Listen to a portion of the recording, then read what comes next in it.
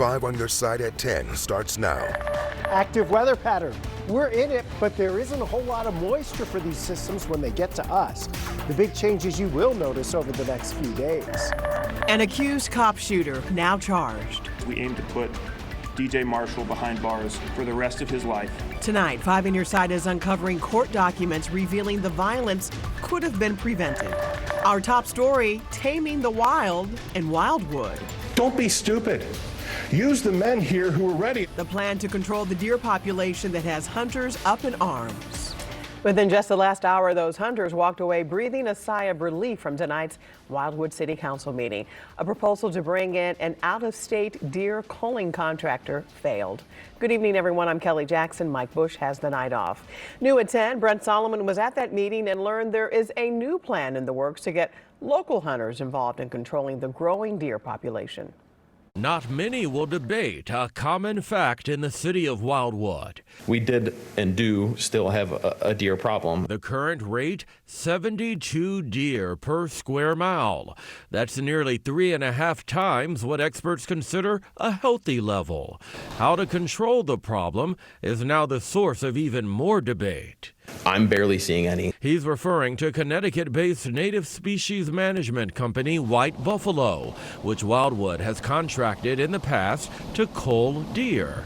Monday night, a proposal failed to bring the company back. That's mainly because these bow hunters showed up and grabbed the ears of council members. I'm barely seeing any. The property owners aren't seeing any.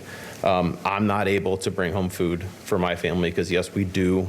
I mean, especially at deer season, we live off the deer meat. Another concern, hunters say they can help control the deer population without the city spending more than $200,000 on that contractor. I don't want any money. I'll help you for nothing. Just give me the access. But that would mean a change of current local requirements, which limit where hunters can harvest. After voting down the contractor, council then approved having a city committee explore how to integrate these hunters into deer control efforts in the years to come. When is the last time you had a crowd like this ready to volunteer to help the city? And to turn us away tonight will be seriously the biggest mistake this city will ever make. Brent Solomon, 5 on Your Side. In recent years, more than 700 deer have been culled in the Wildwood area, and city leaders say that's led to a reduction in car crashes. The city says it hadn't received any complaints regarding that contractors' on-the-ground operations. Another packed meeting just wrapped up about 90 minutes ago, this one in the Metro East. An open house was held tonight at O'Fallon Township High School's Smiley campus to discuss overcrowding. The population has grown exponentially since the school was built in 1958. One option being discussed is to move sophomores to the Milburn campus, where freshmen attend. Now to the weather impact forecast. Another chilly night at the Christmas tree lot at the Kirkwood Farmers Market and across the bi-state. Chief Meteorologist Scott Connell is tracking a big warm-up tomorrow ahead of a big cool down. You know, temperatures are all over the place, Kelly. In fact, tonight, I think most of us have probably already seen our lows around the metro area. We've seen the temperature go back up from the upper 20s, now back to 31. Granted, as you go over towards Florida, Effingham, and Vandalia, a lot colder off to the east. But we do have some patches of clouds coming through. There's some that's showing up on radar here to our north. Most of that's not even reaching the ground. Certainly wouldn't be in our viewing area. Temperatures have steadied out. They're going to go up. So tomorrow morning, it'll be a degree or two warmer than what it is right now. We'll be in the mid-30s getting out the door early tomorrow. We still think it's going to be cold this weekend, but a little less cold and a little delayed on that arrival. Wild temperature swings tomorrow. We're back into the 50s, and then we will gradually knock the temperatures down. And our Thursday precip chances, those have dropped off as well. In fact, there's very little chance for rain or snow over the next several days. We'll get into all of it in just a few minutes, Kelly. Just hours ago, prosecutors filed charges against the man accused of shooting a Granite City officer. Officer Tyler Timmons is still recovering in the hospital tonight, 3 days after he was shot. 5 on Your Side's Laura Barczewski has been taking a closer look into the timeline of that attack and the suspect's concerning background. Yeah, Kelly, court records revealed this tragic shooting may have been prevented if one of DJ Marshall's prior charges would have legally qualified for pretrial detention. The Madison County prosecutor had some strong words on the subject today. Granite City police say DJ Marshall shot one of their officers, 27-year-old Tyler Timmons, twice in the stomach when they were responding to a call of an unwanted person on Johnson Road Friday afternoon. Marshall ran, forcing a 13-hour manhunt. It took a massive grid of local, state, and federal officers and tips from the public to finally close in and make the arrest. Ultimately, we received a tip from the public identifying the suspect as DJ Marshall, and another tip that led us to his location. With the assistance of an Illinois State Police canine, investigators found Marshall in an abandoned car roughly 3.5 miles away from where the shooting happened. To anyone who thinks that they're going to come to Granite City to do violence to one of our officers, I have this to say. You will be identified. You will be hunted.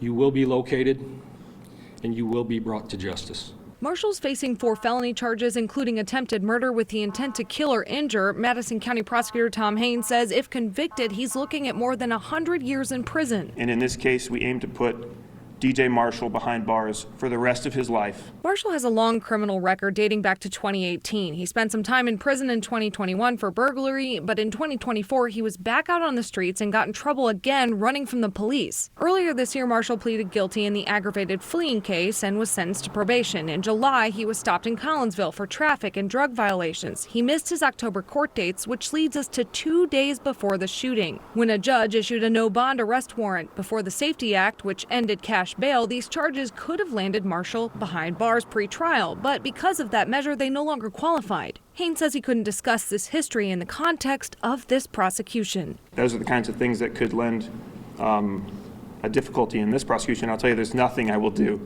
that will in any way undermine this current prosecution. I don't think my opinion about the Safety Act is well hidden. I didn't like it when it was passed, and I continue to find it troublesome. Officer Timmons is still in the hospital recovering. The chief says he continues to improve and they're hopeful he'll make a full recovery. He's been with the department for 4 years. Right now, police in the Metro East are searching for a man now charged in the death of his infant son. A warrant has been issued for 24-year-old Shannon Williams Jr. He is charged with endangering the life of a child, causing death. The 3-month-old boy was found unconscious at the Winchester Place Apartments in Fairview Heights back in May of 2024. Prosecutors say toxicology results revealed the infant died from exposure to methamphetamine. Williams remains at large tonight. Anyone with information about his whereabouts should call the Fairview Heights Police Department. That number 618-489-2100. Tonight, a St. Louis police officer faces multiple charges accused of harassing the mother of his child and misusing law enforcement databases. The department says Terrence Ruffin was taken into custody following an investigation by Internal Affairs. Ruffin remains employed with the department. In a statement, St. Louis police spokesperson Mitch McConnell says, quote, SLMPD holds all officers to the highest standards. Appropriate disciplinary action will be taken if an officer is found to have violated policy. Tonight, the mayor of Riverview has a message to the vandals who have plagued the city with racist and anti-Semitic graffiti for months. In a social media post, Mayor Mike Cornell says his city won't be intimidated by cowards. He's increased police patrols after several reports of disturbing, threatening, and alarming hate-related markings over the last 6 months. The Anti-Defamation League says incidents like these have been on the rise. The problem is that so much of this awfulness is it's getting to the point where people feel are emboldened and they try to outdo each other. Anyone who sees suspicious activity is urged to call police. Big news tonight for struggling farmers on both sides of the river. Hours ago, President Trump announced a $12 billion farm aid package. Crop farmers will receive a one-time payment early next year under the Farmer Bridge Assistance Program.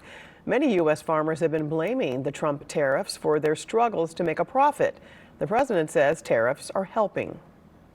During that whole government shutdown and during the issues with the tariffs and China not buying soybeans from the United States, we need the aid now. This money would not be possible without tariffs.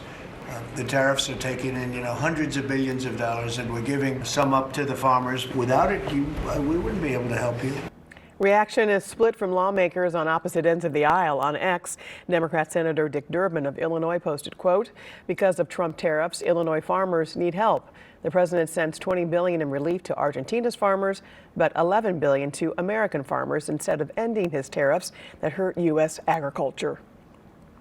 In a statement, Missouri Republican Eric Schmidt, excuse me, says, quote, as a senator representing the heartland of America, I am grateful for the Trump administration's continued support to the men and women who feed and fuel our nation and the world. Tonight, St. Louis City leaders are touting the success of the Guaranteed Basic Income Program. The program gives $500 a month to 540 families. Leaders say families are using the money for housing, utilities, food, and medical needs. Data from Washington University shows the money has helped those families boost credit scores and reduce debt. This program provided relief. It provided an opportunity for households to breathe in an economy that is currently suffocating our households in America. St. Louis philanthropists funded the program after a lawsuit stopped the city from using money from the American Rescue Plan. Costly child care. Down to the payments, to having to bring diapers and wipes and clothes, like all that costs. Tonight, the new program in the Show Me State, working to help struggling parents tackle the child care crisis. We're definitely the first state to do it in the way that we are doing it. Seat Me at the Muni, the big production happening after the curtain falls next summer. Temperature trends are taking a nosedive over the weekend, where the worst of the Arctic air is headed and what you need to know as you make your weekend plans.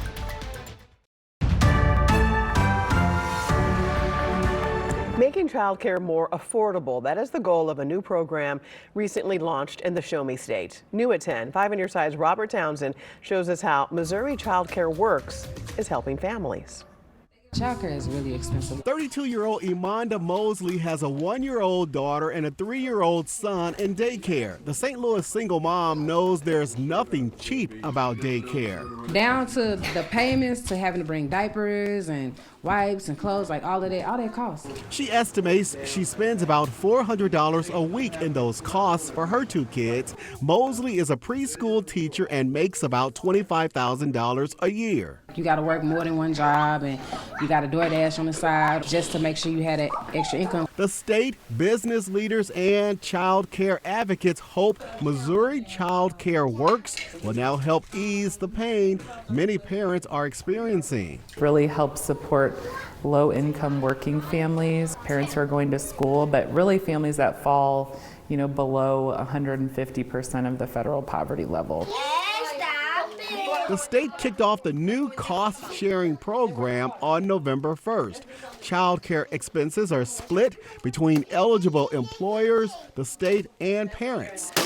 Child Care Works was really born out of recognizing that this was a statewide problem and that would require some kind of state-level solution. Kids Win Missouri, a policy and advocacy coalition that supports children, oversees Missouri Child Care Works. Advocates say under the new program, participating families could see their child care expenses reduced by up to 75%. The state portion of funding can be up to 40% of what the state pays in child care subsidy. The employer portion has to be that 30% of the cost of childcare. It can be an employer, or it could be some other community source of funding. So you could have local government step in to fill that gap, or a private foundation. And then parents pay the rest. The state invested $2.5 million in Missouri Child Care Works. According to the Jefferson City Chamber of Commerce, last year, child care shortages cost Missouri more than $1 billion. They say Missouri Child Care Works will strengthen the state's economy and help businesses retain workers. I also talked to a daycare owner here in North St. Louis County. She, too, likes the Child Care Works program for a variety of reasons. For the first time, it's a real opportunity to equal the playing field so all children can have true child care opportunities. Dr. Mary Crockett-Smith owns 2 local daycares. This is an opportunity for parents who make more than subsidy to truly, truly, truly invest in their children, not for more they can afford, but what they desire. We're definitely the first state to do it in the way that we are doing it, and so we're hopeful. This mom sure hopes more parents join her, sign up, and give Missouri Child Care Works a chance. I feel like it's needed. I feel like it's about time. And yeah, I feel like it's a great idea. Robert Townsend, 5 on your side. Parents and employers who want to apply for the program can go to KSDK.com and look for the story under the As Seen on TV section. An honor tonight for a St. Louis architectural and cultural landmark. Just hours ago, leaders unveiled a plaque dedicated to the historical significance of the Annex and Trinity buildings in University City. The once condemned buildings are undergoing a multi-million-dollar renovation and will be the new home of U City's police department and municipal court. Big renovations are being planned at the country's oldest and largest outdoor musical theater. Tonight, leaders at the Muni announced a $9.5 million donor-funded project. It includes replacing the nearly 11,000 seats, many of which are faded and cracked, replacing deteriorating concrete and improving stormwater drainage. Work will begin at the end of the 2026 season and should be completed by the summer of 2027. Chief Meteorologist Scott Connell's here with the weather impact forecast. We have been to the Muni together, Scott. Yes. And I thought the seats were okay. I did too. Well, you know, the other thing too is that was a warm season. You know, Yes. It's a little chilly now for Absolutely, the Muni. yes. You know, we're not Buffalo. We're not going out there to shovel snow to sit down. But tomorrow is going to be Tomorrow's so nice. going to be in the 50s. It's going to be amazing tomorrow. A bit of a breeze, but, you know, we're going to be on this roller coaster ride all week long. Temperatures up, then they're down, and they steady a bit, and then they drop some more. This weekend's going to be pretty chilly, though. All around the area, weather's quiet tonight. We have partly cloudy skies. I think we've reached our lowest temperature that we're going to see in most spots right now. And then tomorrow, we're going to be in the 50s. Then we just start trailing off. And the Arctic air gets here for the weekend. It's still on the way. It may not be as cold as we originally thought, but it's still going to be downright cold. And it's that way this hour in Florida. 19 degrees, 22 in Effingham, 24 in Litchfield. As you work your way farther west, we get above 30 degrees. Temperatures should have bottomed out now. And as the winds are turning more to the south, we're going to see those temperatures slowly either stay steady or slowly rise. It's 31 now. We expect out the door tomorrow morning to be around 33, 34 degrees. By 8 o'clock, 36, close to 50 by 2 or 3 o'clock in the afternoon. Very active weather pattern here. It's that northwest flow aloft. That is always pesky for forecasters because you have disturbances in here. You don't know exactly what track they're going to take, but at this point, it will open up the door to more Arctic air coming our way. Wednesday morning, the Clipper track is much farther to the north. Thursday into Friday, the Clipper track is going to end up coming a little farther south, and this one, as it drops in, will likely produce some snow into Iowa and northern portions of Illinois. It does not look like that is going to be a problem for us at all. And by Friday night, we'll start to see the cold air finally coming on in. And so Saturday and Sunday, we're in the 20s with lows dropping into the teens. More likely than not, Saturday night into Sunday is the coldest time frame that we'll be dealing with. Very little chance for any rain along here. Just so you know, the wind chills, they're still going to be a problem Saturday morning. Around 5 to 6 in St. Louis and maybe a little below 0 farther to the north. When we talk about that northwest flow and what we see with that, here it is. It's coming out of Canada, all that bitter air. But look, we're right on the fringes of the worst of it. It's much worse as you go to the north and northeast of us. They will really have to deal with that cold air. But this weekend, we will look for that bitter breeze. The hats, the gloves, the coats, we'll need all of that as temperatures will be in the 20s for highs. Then we'll start to rebound going into next week. A little bit of everything, Scott. Just about. All right. Here's Frank with sports. You are going to hear from everybody from Jordan Binnington to Jim Hart on this sportscast, and I'm not going to charge you a thing. Stick around, please. Help make the holiday season brighter for a child impacted by foster care. Once again, 5 on Your Side has teamed up with the Foster and Adoptive Care Coalition to grant Little Wishes. Now, we still have nearly 2,700 to grant. If you would like to help, just go to ksdk.com/Little Wishes.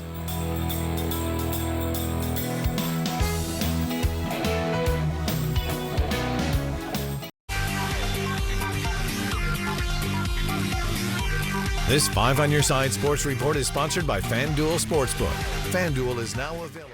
It's the perfect title, named after the perfect sportscaster, Jack Buck. It's held in the only place it should be held, the Downtown Missouri Athletic Club. It's a celebration of our sports heroes. Winning the Jack Buck Award, fittingly, is Cardinal broadcaster John Rudy. Winning the Burns and Bragg Award is that dynamic duo of Billiken broadcasters Earl Austin Jr. and Bob Ramsey. The Legends Award given to Jim Hart, who's flanked by Jackie Smith. More on him in just a moment. And the Sports Personality of the Year, Blues goalie Jordan Binnington, who is sitting next to his agent and former great Blues goalie Mike Liut. He's always been so excited for me, and he's taught me so many lessons privately, and he's a very wise man, so you got to pay attention to what he's saying and kind of put the puzzle together. But yeah, he means so much to me, and for him to come down and present this award to me is super cool. The girl on the right, Maddie DiMaria, was given the Carl Bauer Award for Top Amateur Athlete. Maddie was the National Player of the Year as a freshman at Koryezu.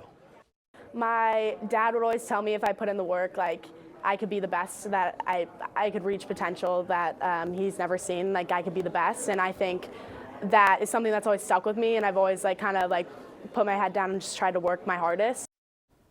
So the winner of the Bob Plager Legends Award was the great Jim Hart. The former Cardinal star was my hero growing up. He came to KSDK last night, and he is tonight's hit and run subject with no hedging allowed.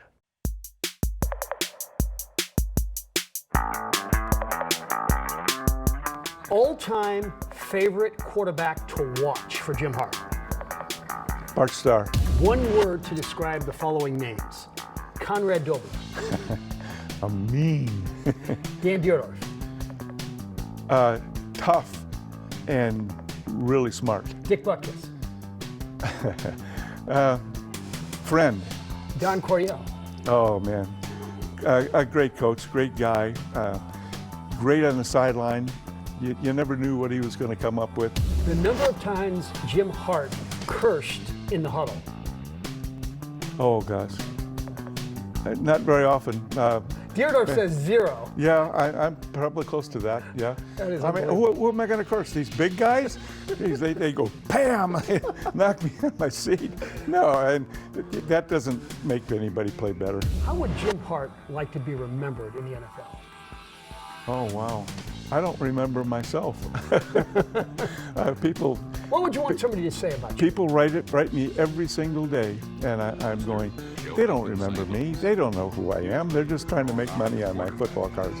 And how I like to be remembered, I guess more than anything, a good guy. And I didn't pick on anybody. I didn't curse any players, and so I was a friend to everybody. I wanted to be their friend.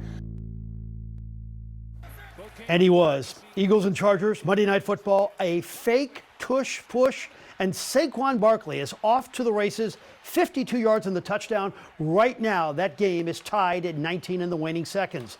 Congrats to the Billikens' Quentin Jones. He was named the A10 Player of the Week. He averaged 17.5 points in 2 wins while shooting 60% from the field. He is one of the many reasons for the Billikens and their great 8-1 start this season. Congrats to Jeff Kent for making the Baseball Hall of Fame. 377 homers, an MVP trophy, and a 5-time All-Star. Throw in 1,500 RBIs, and you had one explosive offensive second baseman. Barry Bonds and Roger Clemens did not make it again this year. And that will do it in sports. Kelly? All right. Thank you, Frank. Well, a new tenant at an old Hooters in North County has many questioning who? And here's a look at the program streaming in late night on 5+. You can watch for free on your Roku, Apple, Fire, Samsung, or LG TV. Just search for KSDK in your app store.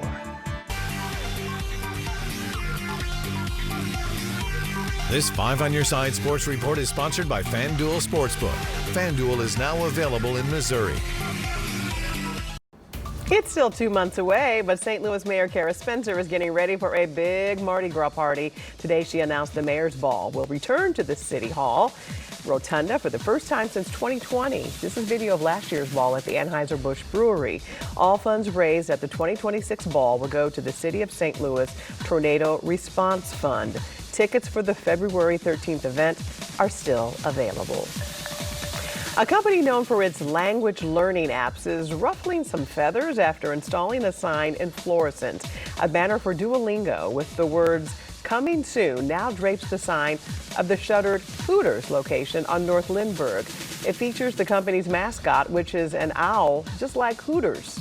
The company wouldn't clarify its plans for the site and other former Hooters locations across the country, only saying its mascot, Duo, spotted an empty nest and that learning can show up in unexpected places. Thanks for so much for joining us tonight at 10. We are always streaming on 5+. Be sure to start your day with Today in St. Louis. That starts at 5 a.m. Have a great tomorrow.